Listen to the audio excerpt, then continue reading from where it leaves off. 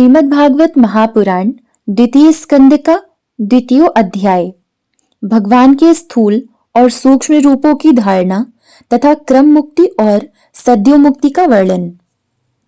श्री सुखदेव जी कहते हैं, सृष्टि के प्रारंभ में ब्रह्मा जी ने इसी धारणा के द्वारा प्रसन्न हुए भगवान से वह सृष्टि विषयक स्मृति प्राप्त की थी जो पहले प्रलय काल में विलुप्त हो गई थी। इससे उनकी दृष्टि अमोघ और बुद्धि निश्चयात्मिका हो गई। तब उन्हें इस जगत को वैसे ही रचा जैसे कि यह प्रलय के पहले था। वेदों की वर्णन शैली ही इस प्रकार की है कि लोगों की बुद्धि स्वर्ग आदि निरर्थक नामों के फेर में फंस जाती है। जीव वह सुख की वासना में स्वप्न सा देखता हुआ भटकने लगता है, किंतु उन मायामय लोकों में कहीं भी उसे सच्चे सुख की प्राप्ति नहीं होती। इसलिए विद्वान पुरुष को चाहिए कि वह विद नाम वाले पदार्थों से उतना ही व्यवहार करे जितना प्रयोजनीय हो। अपनी बुद्धि को उनकी निस्सारता के निश्चय से ही व्यवहार करे, परिपूर्ण रखे और एक क्षण के लिए भी असावधान न हो। यदि संसार के पदार्थ प्रारब्धवश बिना परिश्रम की यूं ही मिल जाएं, तब उनके उपार्जन का परिश्रम व्यर्थ समझकर उनके लिए कोई प्रयत्न न करें। जब जमीन पर सोने से काम चल सकता है, तब पलंग के लिए प्रयत्न करने से क्या प्रयोजन। जब भुजाएं अपने को भगवान की कृपा से स्वयं ही मिली हुई हैं, तब तकियों की क्या आवश्यकता। जब अंजलि से काम चल सकता है, तब बहुत से बर्तन क्यों बटोरें। वृक्ष की छाल पहनकर या वस्त्रहीन रहकर भी यदि जीवन धारण किया जा सकता है, तो वस्त्रों की क्या आवश्यकता। पहनने को क्या रास्तों में चिथड़े नहीं है। भूख लगने पर दूसरों के लिए ही शरीर धारण करने वाले वृक्ष क्या फल फूल की भिक्षा नहीं देते। जल चाहने वालों के लिए नदियां क्या बिल्कुल सूख गई हैं। रहने के लिए क्या पहाड़ों की गुफाएं बंद कर दी गई हैं। अरे भाई, सब न सही क्या भगवान भी अपने शरणागतों की रक्षा नहीं करते। ऐसी स्थिति में बुद्धिमान लोग भी धन के नशे में चूर घमंडी धनियों की चापलूसी क्यों करते हैं। इस प्रकार विरक्त हो जाने पर अपने हृदय में नित्य विराजमान स्वतः सिद्ध आत्मस्वरूप परम प्रियतम परम सत्य जो अनंत भगवान है, बड़े प्रेम और आनंद से दृढ़ निश्चय करके उन्हीं का भजन करें, क्योंकि उनके भजन से जन्म मृत्यु के चक्कर में डालने वाले अज्ञान का नाश हो जाता है। पशुओं की बात तो अलग है, परंतु मनुष्यों में भला ऐसा कौन है जो लोगों की संसार रूप वैतरणी नदी में गिरकर अपने कर्मजन्य दुखों को भोगते हुए देखकर भी भगवान का मंगलमय चिंतन नहीं करेगा। इस असत विषय भोगों में ही अपने चित्त को भटकने देगा। कोई कोई साधक अपने शरीर के भीतर हृदय काश में विराजमान भगवान के प्रादेश मात्र स्वरूप की धारणा करते हैं। वे ऐसा ध्यान करते हैं कि भगवान की चार भुजाओं में शंख चक्र गदा और पद्म है। उनके मुख पर प्रसन्नता झलक रही है। कमल के समान विशाल और कोमल नेत्र हैं। कदम्ब के पुष्प की केसर के समान पीला वस्त्र धारण किए हुए हैं। भुजाओं में श्रेष्ठ रत्नों से जड़े हुए सोने के बाजूबंद शोभायमान हैं।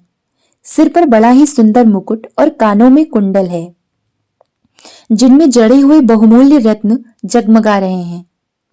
उनके चरण कमल योगेश्वरों के खिले हुए हृदय कमल की कर्णिका पर विराजित हैं।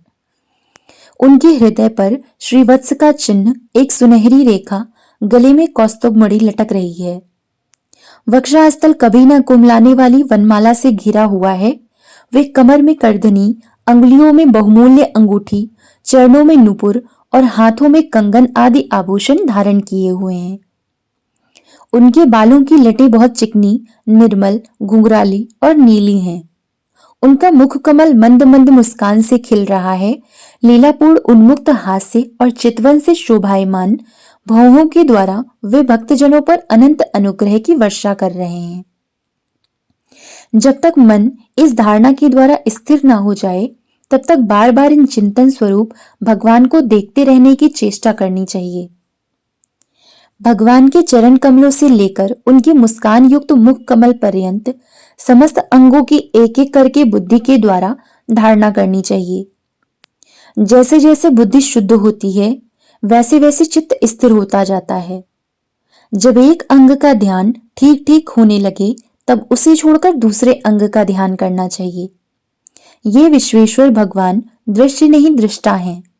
सगुण निर्गुण सब कुछ इन्हीं का स्वरूप है। जब तक इनमें अनन्य प्रेम में भक्ति योग न हो जाए, तब तक साधक को नित्य नैमित्तिक कर्मों के बाद एकाग्रता से भगवान के उपर्युक्त स्थूल रूप का ही चिंतन करना चाहिए। परीक्षित, जब योगी पुरुष इन मनुष्य लोक को छोड़ना चाहें, तब देश और काल में मन को न लगाएं। सुखपूर्वक स्थिर आसन से बैठकर प्राणों को जीतकर मन से इंद्रियों का संयम करें। तदनंतर अपनी निर्मल बुद्धि से मन को नियमित करके मन के साथ बुद्धि को क्षेत्रज्ञ में और क्षेत्रज्ञ को अंतरात्मा में लीन कर दें। फिर अंतरात्मा को परमात्मा में लीन करके धीर पुरुष उस परम शांतिमय अवस्था में स्थित हो जाए। फिर उसके लिए कोई कर्तव्य शेष नहीं रहता। इस अवस्था में सत्वगुण भी नहीं, फिर रजोगुण और तमोगुण की तो बात ही क्या है। अहंकार, महातत्व और प्रकृति का भी वहां अस्तित्व नहीं। उस स्थिति में जब देवताओं के नियामक काल की भी दाल नहीं गलती, तब देवता और उनके अधीन रहने वाले प्राणी तो रह ही कैसे सकते हैं। योगी लोग यह नहीं इस प्रकार परमात्मा से भिन्न पदार्थों का त्याग करना चाहते हैं और शरीर तथा उसके संबंधी पदार्थों में आत्मबुद्धि का त्याग करके हृदय के द्वारा पद पद पर भगवान के जिस परम पूज्य स्वरूप का आलिंगन करते हुए अनन्य प्रेम से परिपूर्ण रहते हैं, वही भगवान विष्णु का परम पद है। इस विषय में समस्त शास्त्रों की सम्मति है। ज्ञान दृष्टि के बल से जिसके चित्त की वासना नष्ट हो गई है, उस ब्रह्मनिष्ठ योगी को इस प्रकार अपने शरीर का त्याग करना चाहिए। पहले एड़ी से अपनी गुदा को दबाकर स्थिर हो जाए और तब बिना गड़गड़ाहट के घबराहट के प्राणवायु को षटचक्र भेदन की रीति से ऊपर ले जाए। मनस्वी योगी को चाहिए कि नाभि चक्र मणिपूरक में स्थित वायु को हृदय चक्र अनाहत में, वहां से उदान वायु के द्वारा वक्षस्थल के ऊपर विशुद्ध चक्र में, फिर उस वायु को धीरे धीरे तालु मूल में विशुद्ध चक्र के अग्रभाग में चढ़ा दे। तदनंतर 2 आंख, 2 कान, 2 नासिका, नासा छिद्र और मुख, इन 7 छिद्रों को रोककर उस तालु मूल में स्थित वायु को भौहों के बीच आज्ञा चक्र में ले जाए। यदि किसी लोक में जाने की इच्छा न हो तो आधी घड़ी तक उस वायु को वहीं रोककर स्थिर लक्ष्य के साथ उसे सहस्रार में ले जाकर परमात्मा में स्थित हो जाए। इसके बाद ब्रह्मरंध्र का भेदन करके शरीर इंद्रिय आदि को छोड़ दे। परीक्षित, यदि योगी की इच्छा हो कि मैं ब्रह्मलोक में जाऊं, 8 सिद्धियां प्राप्त करके आकाशचारी सिद्धों के साथ विहार करूं अथवा त्रिगुण में ब्रह्मांड के किसी भी प्रदेश में विचरण करूं, तो उसे मन और इंद्रियों को साथ ही लेकर शरीर से निकलना चाहिए। योगियों का शरीर वायु की भांति सूक्ष्म होता है। उपासना, तपस्या, योग और ज्ञान का सेवन करने वाले योगियों को त्रिलोकी के बाहर और भीतर सर्वत्र स्वतंत्र रूप से विचरण करने का अधिकार होता है। केवल कर्मों के द्वारा इस प्रकार बेरोक टोक विचरना नहीं हो सकता।